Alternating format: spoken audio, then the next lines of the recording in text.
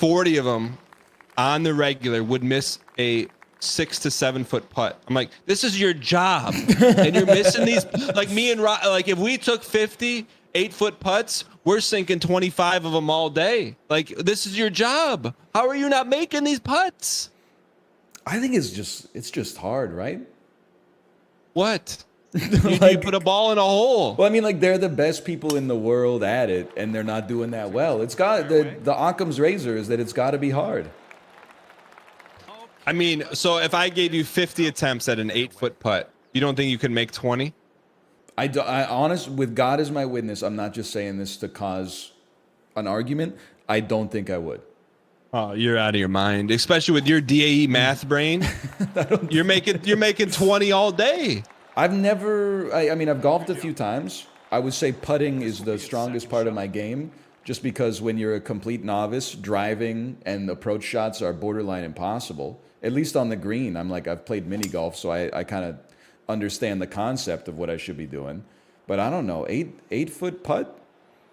If it's just for you, it's just math for you. 3-foot putt is no problem. I'm not saying I'd make 25, but I think I'd do okay.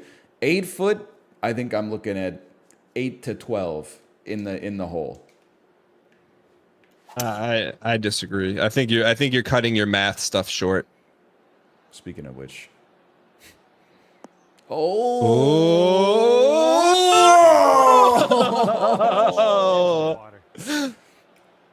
I mean, 2K. They couldn't render a few rocks for us. Dude, this game drives me crazy. It's like every time you load it up and go to the settings menu, it's like, do you want to buy some VC?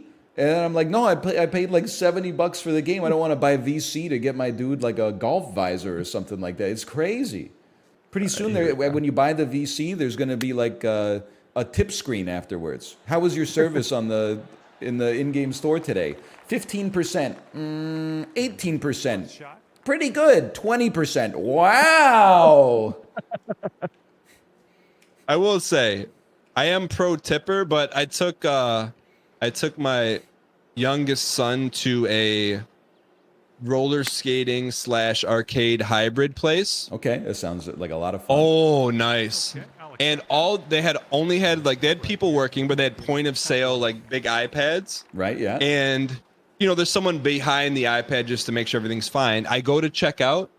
It skips the tip every time and just says thank you. And I was like... So you slid him like a $10 bill. Yeah. I gave him 1,000 tickets that we won in the skee ball machine. But I'm like, that was kind of a nice change up because normally you're used to getting fleeced for about 20 a pop, and now it's like they skipped it, dude. And I'm like, I don't. Because what you tipping? You tipping the iPad? Are you tipping the iPad? Is that what you're doing?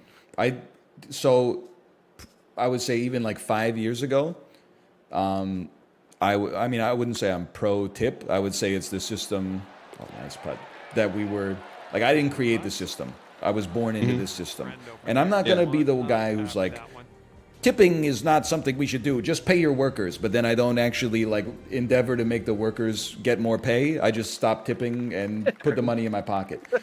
But it's gone crazy. And the reason I know it's gone crazy is A, personal experience, and B, otherwise nice people always come to me and say, whenever we talk about tipping, I'm not against tipping, but does anybody else think it's gone a little insane lately? It's not just sovereign citizens anymore. It's normal folks are going, the tipping's getting a little out of hand.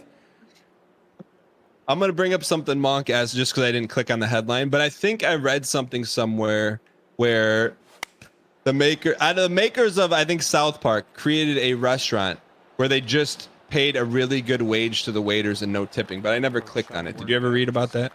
And then it was like one thing the bartender says you should never do when not tipping at the South Park restaurant. Pull down your pants. I never clicked that. It blew my mind. So there's a couple that were crazy for me lately.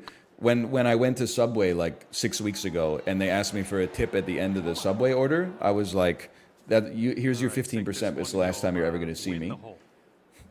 The second one, I went to a liquor store and bought a 6-pack of beer, and then the debit machine asked me if I wanted to leave a tip. Now, it didn't say, it wasn't like, hey, leave a tip, but it was like, if you would like to leave a tip, here's a 10, 15, and 20% button. And I was like, you didn't do anything. You didn't make the beer. You didn't ship the beer. You own a freezer and a cash register. I went to the back. I got it myself. I brought it to the front. And then I'm paying for it. Like, why would I give you? So I hit 0 because I was just sort of like flabbergasted. I'm like, what do you want? You didn't do anything. I'll tip you for doing a little, but this is nothing. What's the minimal level of physical activity you will tip? Like, what do they have to do? I mean, I would, if I got like a drip coffee at a coffee shop, I would tip them 10%. What's a drip coffee? You know, like a coffee. Like a normal it's coffee? yeah, it's like one where they just go up to like a carafe and pour it into a cup or something like that. Yeah, so they're physically doing something. Yeah, or like Okay. yesterday, I got a sandwich at a local sandwich place. I do want to say, I hate to say this, it was worse than Subway. I'm not going back to Subway, but I'm not going back to this place either. What's the name of the place? I'm not. So I got the sandwich, and I should say I ordered it. When I ordered it, she pulled out like a pre-made sandwich that was in the cooler, and then put it in like a toaster oven, and I was like, okay. And then pulled it out and handed it to me, and I tipped 10% on that. Even still, I was like, you know, that's manners, I guess. Did you make when she reached into the freezer? Did you make a face? It was kind of like I expected them to just take the ingredients and then assemble it there, but I was like, oh, you made this at like 6 a.m. and now you're like, it's just it's a slight difference, but it's a difference.